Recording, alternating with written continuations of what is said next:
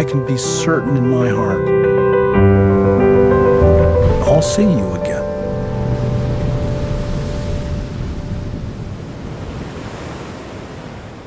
Oh, hey, I was wondering when the awards bait was going to start coming in. I've mentioned before on my old podcast that I've never been much for the for your consideration genre. The movies that are very clearly aimed for critics and especially for the awards committees, the people who nominate awards. I've always felt like those try way too hard without really doing much. You know, things like The Artist or Boyhood. I'm not even saying that they're bad movies. A lot of times they are well-made movies, but man, they are real. It feels like they're saying, didn't we do good? And there's something you want to give us? Yeah, there's that Oscar.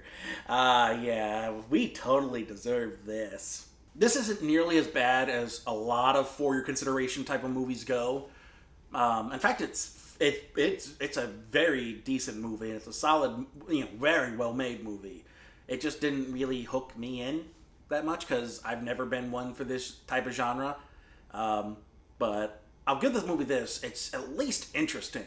It's at least trying to deal with interesting themes and topics. The whole idea of like Frances McDormand as Fern become kind of loses everything essentially because she'd already lost her husband. She had managed to maintain this one job at a factory in the maybe not fictional city of Empire, Nevada. And once that factory shuts down, she's without a job. And so, kind of without any real other options, she is put onto this idea by a friend of hers that says, look, why don't you become a nomad? And basically nomads are these people, kind of the collective term for this group of people that live out of their vehicles but aren't like homeless. They're more essentially like willingly mobile. Like they don't tie themselves down to a singular home. They go around, find work where they can. They're nomadic. And so Fern decides that she's going to take her friend up on that and become a nomad. And then it becomes about, the pros and cons about living this nomadic lifestyle. And especially it becomes, towards the end, it becomes about Fern's, Fern never really dealing with her issues. Like, it doesn't matter if she's nomadic or not, but a lot of these issues, a lot of the stuff in this movie, she could work out in therapy. Not like perfectly. Therapy doesn't solve all your problems, but I mean, just talking about these issues and working through them would help a lot. And yeah, so I don't know if she'd become nomadic or not if she went to therapy. Maybe not. That therapy doesn't solve all your problems, but it helps. At least you're trying something. The other kind of subplot that happens while Fern is going about being nomadic is she does continue to run into this guy named David, played by another great actor, David Strathairn, and they have a little bit of a romance, mainly one-sided. David is more into Fern than she's into him, but there's a bit of a subplot there, and and so that kind of there's not really a plot. It's actually kind of nomadic in terms of its storytelling. It's just going on a road trip. Here's the next bit. Here's the next bit. There's not a really overarching story going on. And I think the book this is based on is nonfiction, so that would explain it. I don't know for sure, but there is a book that this is based on called Nomadland, and I believe it is a more non-fictional book that just chronicles the lives of these nomadic people. And I think that's kind of why this feels more like here's the lives of these nomadic people more than it is a traditional like story narrative. See, the interesting thing I think is that in lieu of extras and regular actors, Chloe Zhao, or whoever made the decision, I'm assuming it was her, decided to go and cast these actual nomadic people that, and one of them is like one of the big guys in this whole movement, this whole community. I forget his name, Bob something, but he actually like makes vlogs and talks about life on the road, helps people get started on this, and makes it about how to live this nomadic lifestyle. And having these people play essentially themselves gives this sort of authenticity that you wouldn't really get from having the actors there. Like, having actors portray these people would be one thing. Most people wouldn't even tell the difference. But by incorporating these actual nomads into this story, into this thing about their life, it plays up the fact that these are real people and makes it feel authentic. And especially since David Strathairn and Frances McDormand kind of disappear into these roles. So they begin to kind of, they're more like camouflaging in amongst the actual nomads while being actors. And so the actual acting is left up to them, whereas when you're dealing with these with the nomads and their lifestyle, you're dealing with the actual people. And I respect that. And I think that was a good choice on Zhao's part. Not to mention that, they don't shy away from the fact that this isn't exactly a perfect lifestyle. It's a hard lifestyle. And a lot of people get into it not because they want to, because there are no other like Fern, there are no other options. A lot of these people are victims of the recession. And so they're stuck with this lifestyle because the alternative is true homelessness and being nowhere.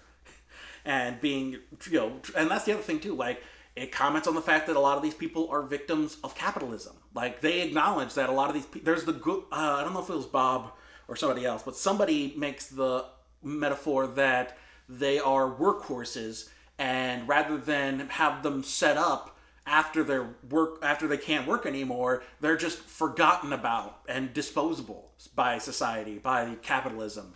And so it does acknowledge that that's part of it. So a lot of these people, some of these people want freedom, and then some of these people are victims of the recession and have nowhere else to go, and so they get into this lifestyle.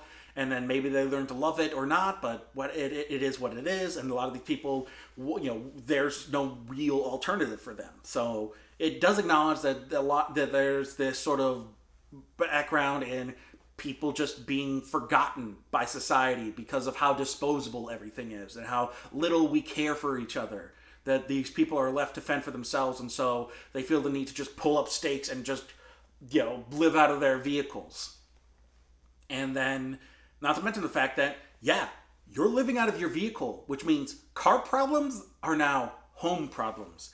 If your vehicle becomes so broken and busted that you can't use it anymore, that's your home. You invested all of this money and in time and energy into fitting this vehicle to work as your home, and now it's busted and it won't work anymore.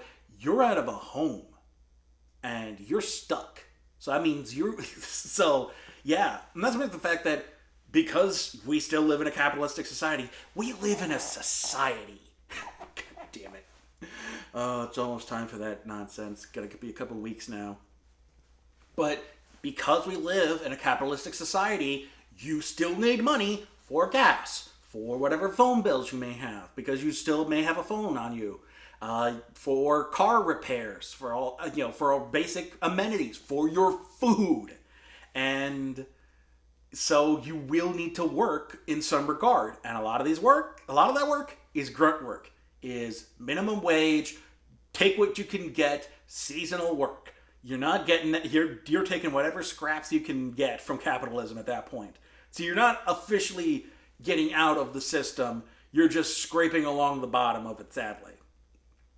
And once again, but while that's going on, you also have the freedom to see so many of the things that a lot of people don't, because they're stuck in the rat race, they're stuck in the cubicles, they're stuck taking care of this home, so they don't get the chance to see so many of the beautiful vistas and landscapes and life around us. But at the same time, you'll also get to see the vestiges of predatory capitalism as well, and you're kind of stuck picking up the pieces along the way. So I mean, it's not a perfect lifestyle, and it's not for everybody. Like, there's a bit where I don't know if it was Frances McDormand herself or somebody had to poop in a bucket. There it is. Yeah, some days you have to poop in a bucket because any port in a storm. You just take what you can get. And not everybody can handle that lifestyle. And the story deals with Fern dealing with her own issues and seeing this lifestyle as just a means to get by. And boy, does she have a lot of issues that she never really addresses. But yeah, it is a good movie. This is a solid movie, and probably the best one I saw. We'll get into the next one. That one's also really good. But yeah, recommended movie, decent movie.